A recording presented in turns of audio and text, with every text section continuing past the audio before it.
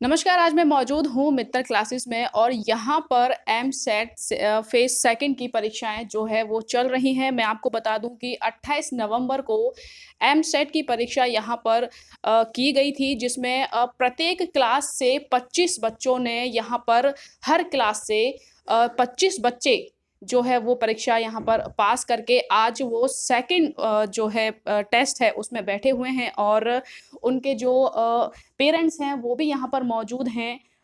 आज हम लाइव आपकी बात करवाते हैं बच्चों के पेरेंट्स से कि कैसा यहाँ का उनका अनुभव है और किस तरीके की यहाँ की व्यवस्था है। किस तरीके से उनके बच्चों ने यहाँ पर जो परीक्षा है वो पास की है और यहाँ जो सेकंड जो उनका एग्ज़ाम है, टेस्ट में वो बैठे हैं, किस तरीके की उनके बच्चों ने जो है वो परीक्षा की तैयारी की थी। सर नमस्कार। नमस्कार जी। सर पहली तो मैं शुभकामना देना चाहूँगी कि आपके बच्चे ने एमसेट की पहली परीक्षा पास करके वो सेकंड जो है टेस्ट में बैठे हैं। सर कैसा अनुभव रहा? Thank you. First of all thank you. जी। बहुत अच्छा अनुभव है गौरव मित्तल जी के प्रेजेंटेशन में। इनकी फैकल्टी बहुत अच्छी है, बहुत अच्छी व्यवस्था है। एक एनवायरनमेंट जो एजुकेशन का होता है वो पूरा 100% इधर है। जी। बहुत अच्छा लग रहा है इधर आके। तो सर आपके बच्चे ने सेकंड परीक्षा में वो बैठे हैं, क्या लगता है क्या परफॉर्मेंस रहेगा बच्चे का आपका? नहीं, बच्चा ब्रिलियंट है, बढ़िया है, इंटरेस्टेड है, अच्छा ही आएगा। हम तो ये कहते हैं बस फर्स्ट पोजीशन आनी चाहिए और 100% प्लेसमेंट मिले और उसका फ्यूचर ब्राइट रहे। तो यहाँ जो समय-समय पर सेमिनार होते हैं सर उनसे उस सेमिनार से किस तरीके की जानकारी आपको यहाँ पर दी जाती है? नहीं, अभी तो मैं तो कल फर्स्ट ऑफ ऑल ही आया हूँ, लेकिन सेमिनार होती है, हम प्रत्येक सेमिनार में मिलेंगे और उसके बाद जैसे कि वेल एजुकेटेड स्टाफ है, सब कुछ अच्छा ही रहेगा। जी। सर जो आपके बच्चे ने फर्स्ट परीक्षा जो पास की है, उसका अनुभव कैसा रहा? अब जो जैसे पलवल के जो स्टूडेंट्स होते थे, तमाम स्टूडेंट्स जो होते थे, पलवल से बाहर जो है वो परीक्षाओं में बैठने के लिए जाते थे। अब जो पलवल की जो ऐसी व्यवस्था है कि मत मित्तल क्लासेस बहुत ही ब्रिलियंट जो है लेकर आया है बच्चों के लिए, इसके बारे में आप क्या कहना चाहेंगे? देखिए, जहाँ तक मैं समझ पा रहा हूँ कि मेरे यहाँ केवल अवकाश हुआ करते थे। मोस्टली बच्चों का एक प्लान रहता था कि वो दिल्ली या फिर फरीदाबाद के लिए निकलते थे। मैं तो ये चाहता हूँ कि इन्होंने बहुत अच्छी व्यवस्था की है, जो डिस्ट्रिक्ट पलवल में रखे हैं और हम आसपास लोकल के हैं। बहुत ज़्यादा टाइम का वेस्ट होना, बहुत ज़्यादा इन्वेस्ट मनी का बहुत ज़्यादा इन्वेस्टमेंट होना, ये बहुत अच्छा है। यहाँ रहेंगे तो हम ज़्यादा से ज़्यादा बच्चे हमारा फ्यूचर बन सकेगा, बहुत अच्छा है। जो यहाँ के शिक्षक हैं, जो अध्यापक हैं, उन्होंने भी जो है आईआईटी पास हैं और नेशनल जो टेस्ट है, उनमें भी उन्होंने फ़ाइट की हुई है। तो क्या लगता है सर, जो यहाँ का जो बच्चा है, अभी भी इंटरेस्ट लेगा कि वो बाहर जाकर डॉक्टरी की पढ़ाई करे, बाहर जाकर इंजीनियर बने? क्या कहेंगे इस विषय में? नहीं, सारी फैकल्टी जहाँ पर एक अच्छे शहर में मिलती हैं, दिल्ली या और कहीं बाहर जाके मिलती हैं, यदि हमें वो लोकल में मिल जाए तो इससे बेस्ट तो क्या है? ये सबसे बेस्ट है। और उसके बाद आईआईटी हो, ये बड़ी बात है, क्योंकि आईआईटी फाइट करना इजीली नहीं होता। ये बहुत अच्छा है कि वही टीचर्स यदि हमें हमारे पड़ोस में मिल जाए तो हम बाहर क्यों जाएंगे, टाइम स्पेंड क्यों करेंगे? बहुत अच्छा है। तो ये थे मेरे साथ पेरेंट्स बच्चे के और उनका कहना है कि यहाँ का जो अनुभव है, यहाँ जो शिक्षा दी जा रही है, यहाँ जो समय-समय पर सेमिनार किए जा रहे हैं, वो वाक़ई में बहुत ही ब्रिलिएंट हैं। और भी तमाम यहाँ पर पेरेंट्स बैठे हुए हैं, हम उनसे भी आपकी मुलाकात करवाते हैं। सर, नमस्कार। नमस्कार। सर बताएँगे कि जो यहाँ का अनुभव है, वो किस तरीके का है? बहुत अच्छा है। और यहाँ की जो व्यवस्था है सिटिंग जो आप यहाँ पर आए हैं सेमिनार में, व्यवस्था किस तरीके की है यहाँ पर? अच्छा है व्यवस्था। आप कुछ कहना चाहेंगे कि आपके जो बच्चा नहीं। है कुछ नहीं कहना चाहेंगे आप? धन्यवाद सर। सर किस तरीके की यहाँ पर जो है वो व्यवस्था की गई है और ऐसा कि जितने भी सब्जेक्ट्स हैं सब एक जगह होकर मोटिवेशनल है और बच्चा इनकरेज तो होता ही होता है। और ज़्यादातर लोग साउथ एक्स दिल्ली आकाश इधर तो जाते हैं, तो अच्छा है कि एनसीआर में सब अरेंजमेंट हो रहा है with in the district Faridabad में। जो रिमोट एरियाज आप सब उसके मेवात का एरिया है वो भी इसमें कवर हो जाएगा, तो अच्छी एजुकेशन ले सकते हैं। कुछ एफर्ट्स वहाँ होंगे, कुछ एफर्ट्स यहाँ, कुछ माँ बाप भी एफर्ट्स करेंगे, तो अल्टीमेटली बच्चा कहीं ना कहीं करेक्ट कर ही जाएगा कॉम्पिटिशन। तो कहीं न कहीं सर जो बच्चा कन्फ्यूज़न में रहता है 10th के बाद कि वो किस साइड को ले, आर्ट ले, साइंस ले, कॉमर्स ले, तो यहाँ पर जो इस तरीके की जो अवेयरनेस की कॉन्फिडेंस बिल्डअप होगा, अपने आप एक तरह से ले सकता है डिसीजन कि मुझे किस फील्ड में जाना चाहिए। तो बच्चा तभी डिसीजन ले पाएगा जब किसी सब्जेक्ट में अंदर वो परफेक्ट होगा। तो यहाँ पर जो समय-समय पर सेमिनार होता है सर क्या अनुभव रहता है इस सेमिनार का? किस तरीके की यहाँ जानकारी मिलती है? देखो मैडम, मैं तो फर्स्ट टाइम ही सेमिनार में आया हूँ, मैं तो अल्टीमेटली जिस आपसे बात की है तो अल्टीमेटली मोटिवेटिंग तो आई है। तो यहाँ पर और भी तमाम यहाँ पर जो है छात्र और छात्राओं के पेरेंट्स बैठे हुए हैं और भी मैं तमाम यहाँ पर बात करवाऊंगी आपकी। सर बहुत नमस्कार सर। नमस्कार जी। सर बताएंगे कि किस तरीके की जानकारी इस सेमिनार से आप प्राप्त कर पाए हैं? हमें बच्चों के फ्यूचर के बारे में ही बताया गया है कि आप अपने बच्चों को अच्छी शिक्षा दिलवाइए और इंस्टीट्यूट में काफ़ी फैसिलिटी जो है बच्चों को ये देना चाह रहे हैं। तो हम पहली बार इसमें आए हैं, तो हमें लगता है कि अगर हमारा बच्चा इसमें कंपटीशन क्वालिफाई करता है तो हम इनके साथ जुड़े। तो आपका बच्चा क्या सेकंड इस फेज में बैठा हुआ है एग्जाम? हाँ जी, सेकंड फेज में जो है बैठा हुआ है। पहले उसमें 25 बच्चे जो उन्होंने लिए थे शुरुआत में, उनमें बच्चा जो है हमारा आया है।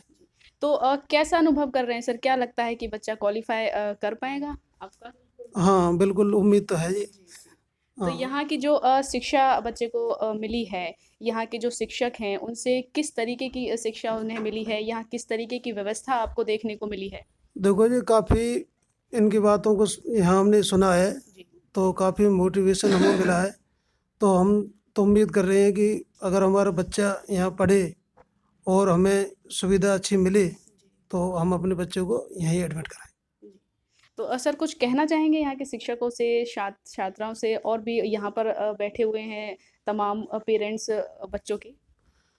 देखिए, हमारा तो सभी से यही कहना है कि अपने बच्चों के साथ जितने माँ बाप मेहनत कर सकें अपना फर्ज पूरा कीजिए और उनको अधिक से अधिक सपोर्ट कीजिए।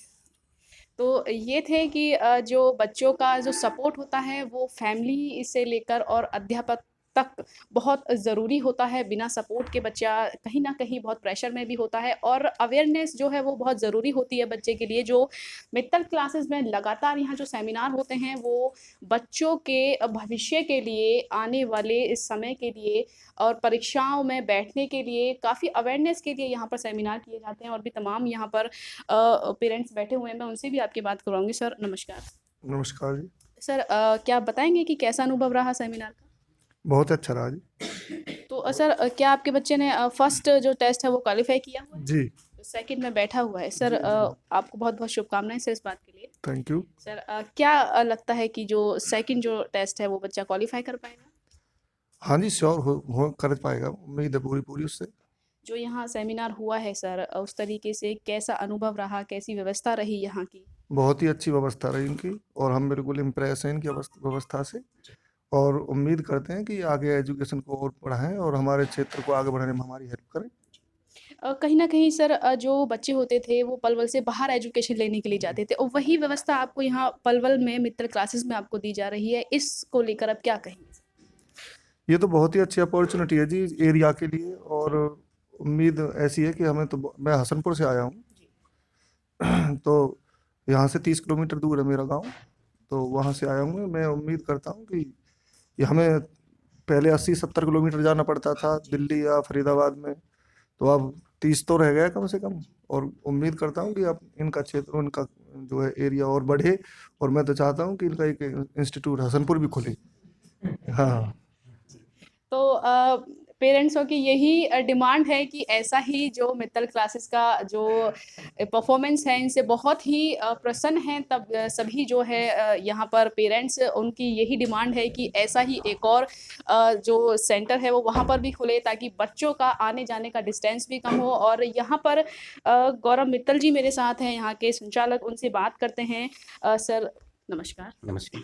सर बताएंगे कि जो फेज़ 2 एग्ज़ाम है उसकी कैसी व्यवस्था है और कितने बच्चे जो है वो परीक्षा में बैठे हुए हैं? मैं सबसे पहले जो जितने भी बच्चे हमारे फेज़ 1 में बैठे थे लगभग 2800 से 3000 के करीब बच्चे बैठे थे, उसमें से जो बच्चे हमने सेलेक्ट किए फेज़ 2 में, तो जिन बच्चों के पेरेंट्स यहाँ पे आए हैं और बच्चे आए हैं उन सबको बहुत बहुत बधाई देना चाहूँगा कि उन्होंने फेज़ 1 क्लियर करके फेज़ 2 में आए हैं। तो एक मोटिवेशन है बच्चों के लिए, उनको ये मतलब समझना है कि बच्चे ने एक अपना पहला फेज़ क्लियर किया है। जैसे हमारा यूपीएससी का भी एग्ज़ाम होता है, उसमें प्री होता है फिर मेंस होता है, तो आगे चल के भी उसे एक तरह का मिलेगा कि हाँ मैंने पहला स्टेज क्लियर करके मुझे अब दूसरे क्लियर पेज में भी देना है। तो सबसे पहले तो मैं पेरेंट्स को बहुत बहुत बधाई देना चाहूँगा।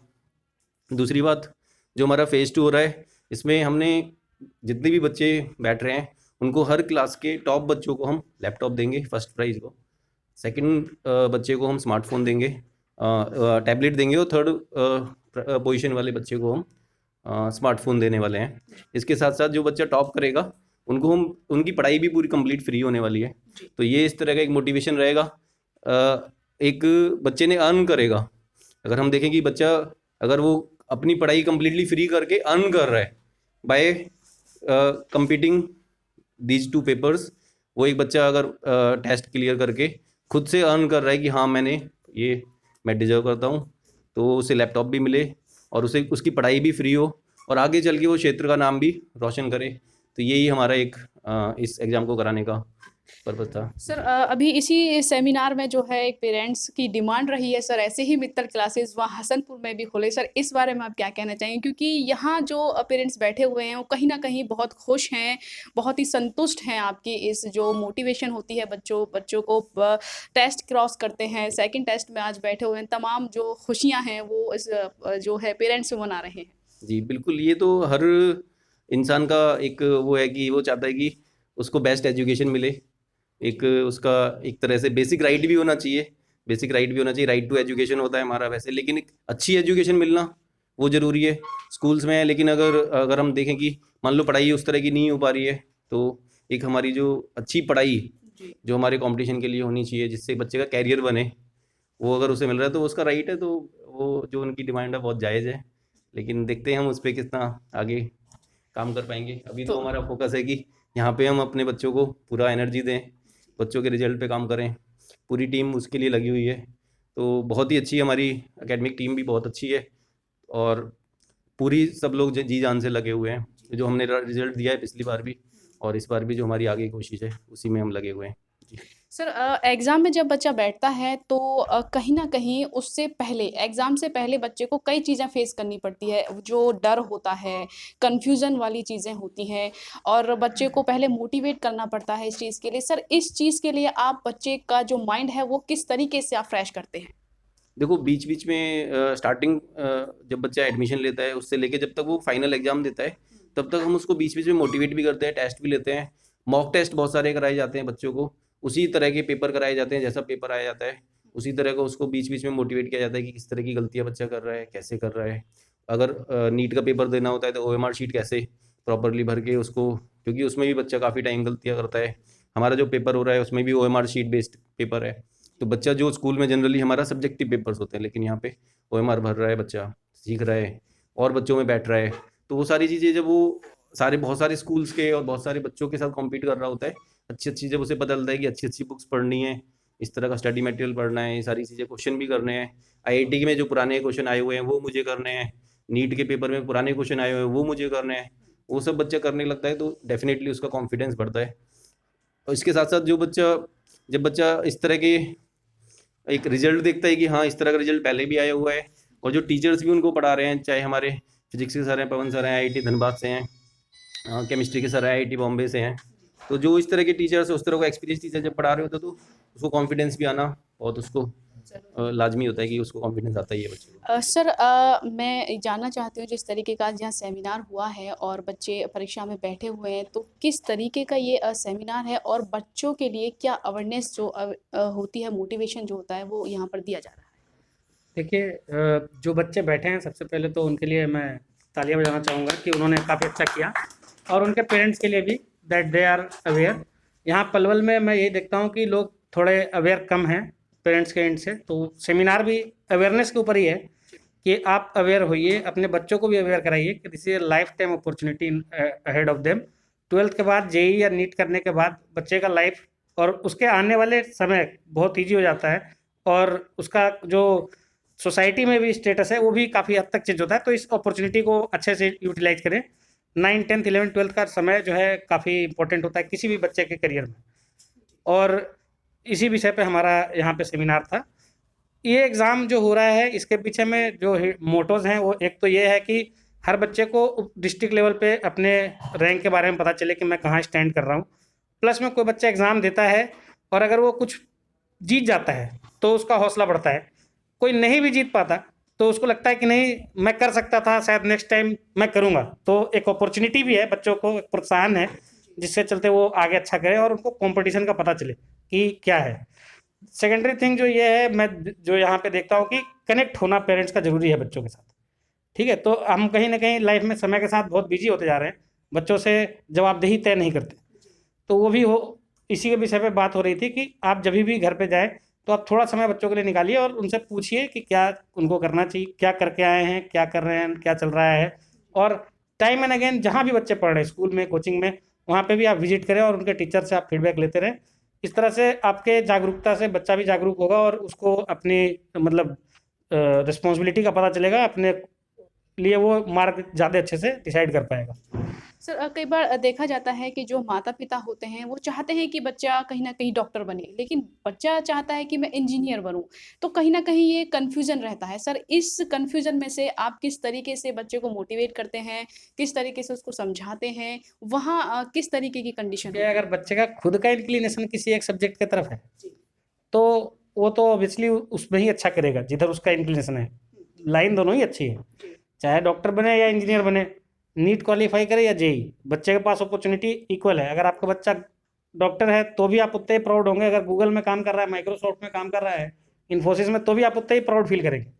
तो वो तो उसके ऊपर है कि उसको किस सब्जेक्ट की तरफ इंक्लिनेशन ज़्यादा है। लेकिन अगर मान लीजिए कन्फ्यूजन है, then you can come with the child, we will have a chat, हम बात करेंगे उससे और एक टेस्ट लिखवा के देखेंगे कि उसका क्या उसके लिए बेटर होगा, whether he is able to like do things, grab things quickly और लाइक इम्प्रोवाइज कर पाता है कि नहीं। क्योंकि दोनों एग्जाम के बीच में जो डिफरेंस है यही है। जेई में आपका इम्प्रोवाइजेशन स्किल्स देखा जाता है, डेप्थ ऑफ नॉलेज देखा जाता है कि आप कितना एक क्वेश्चन को भले कितना भी टाइम लो सही कर पाते हो नहीं कर पाते हो, तो वो है। और नीट के अंदर में आपका जो है जो नॉलेज कितना आप रिकॉल इजीली कर सकते हो, आपके स्पीड को देखा जाता है, आपके डेप्थ, क्वेश्चन में डेप्थ नहीं है लेकिन नंबर ऑफ क्वेश्चन बहुत ज़्यादा है। 180 क्वेश्चन करने हैं, 180 मिनट में करने हैं, छोटे छोटे क्वेश्चन होते हैं। तो बच्चा का अगर रिकॉल पावर नहीं होगा उतना अच्छा, आप एक डॉक्टर से क्या उम्मीद करेंगे कि वो 180 केस में 180 सही करे, कम से कम 170 सही करे। क्वालिफाइंग क्राइटेरिया भी उसी तरह का है नीट का, आपको 90% स्कोर करना है नेशनल लेवल पे। लेकिन जेई में ये नहीं है, जेई में आप डेप्थ देखते हो कि बच्चा जो क्वेश्चन कर रहा है वो सही कर रहा है नहीं कर रहा, वो 50% पर भी बहुत अच्छा रैंक ला सकता है। टोटल पेपर का सिर्फ 50% करे लेकिन सही करे तो भी उसका अंडर 1000 रैंक आता है जेई एडवांस के अंदर में। तो दोनों एग्जाम के लिए माइंडसेट अलग होता है बच्चे का। एक एग्जाम में बच्चे को अपनी एक्यूरेसी पे ध्यान देना है, अपनी स्पीड पे ध्यान देना है। एक एग्जाम के अंदर बच्चे को अपने नॉलेज का डेप्थ पर ध्यान देना है कि वो चीज़ों को कनेक्ट कितनी अच्छी से करता है। और ये चीज़ें क्लास 9th-10th में रिफ्लेक्ट होने लगती हैं बच्चों को देख करके। जब हमारे पास बच्चे पढ़ते हैं 9th-10th में तो हम अपने इनसे भी पेरेंट्स को बोलते हैं कि नहीं इसके लिए ज़्यादा अच्छा होगा कि आप इसको बायो दिलवाएं, क्योंकि बच्चा आपका ग्रैब बहुत अच्छे से करता है, रिकॉल अच्छे से करता है, इम्प्रोवाइज नहीं कर पाता उतना तेजी से। तो बेटर होगा कि आप बायो दिलवाएं। अगर कोई बच्चा मैथ्स में बहुत अच्छा कर रहा है, इम्प्रोवाइजेशन कर रहा है बहुत तेजी से चीज़ों पे, तो हम उसको ऑब्वियसली बोलेंगे कि आप जेई के लिए जाइए। बाकी पर्सनली अगर बच्चा सब कुछ अच्छा कर रहा है तो बच्चा क्या चाहता है ये भी बहुत बड़ी चीज़ है। बच्चा अगर डॉक्टर बनना चाहता है आप उसको इंजीनियर नहीं बना सकते, अगर वो इंजीनियर बनना चाहता है आप उसको डॉक्टर नहीं बना सकते। उसको भी अपॉर्चुनिटी, अगर अच्छा बच्चा है तो खुद ही डिसाइड कर लेगा कि उसको पीसीएम लेना है या पीसीबी लेना है। बट एग्जाम के बीच में यही डिफरेंस है, एक जगह पे आपको लेंथ एंड ब्रेथ बहुत है कवर करना और स्पीड का और एक्यूरेसी का खेल है नीट के अंदर में। वहीं जेई में आपको बहुत ज़्यादा क्वेश्चंस को लेकर इम्प्रोवाइज करना होता है, क्योंकि डायरेक्ट क्वेश्चन होते नहीं, हाफ पेज के क्वेश्चन हैं। बच्चे स्टार्ट करते हैं ऊपर में, नीचे आते आते भूल जाते हैं कि ऊपर लिखा क्या। तो वहाँ बच्चे का नॉलेज कितना है और कितना पेशेंसली वो काम करता है चीज़ों को लेकर के, वो डिसाइड करता है कि बच्चा कैसा करेगा पेपर के अंदर में। तो ये थे मेरे साथ मित्तल क्लासेस से यहाँ के अध्यापकगण, जिनका कहना है कि बच्चों के मोटिवेशन के लिए यह सेमिनार किया जाता है और यहाँ पर तमाम परीक्षाओं में बैठे बच्चों के लिए हमारी तरफ से बहुत बहुत शुभकामनाएं हैं। और ऐसे ही सेमिनार में आने वाले जो माता पिता हैं बच्चों के, उनको भी बहुत बहुत बधाई है। ऐसे ही सेमिनार को ज्वाइन करने के लिए आप आते रहें मित्तल क्लासेस और देखते रहें आप सर्वोदय टीवी इंडिया।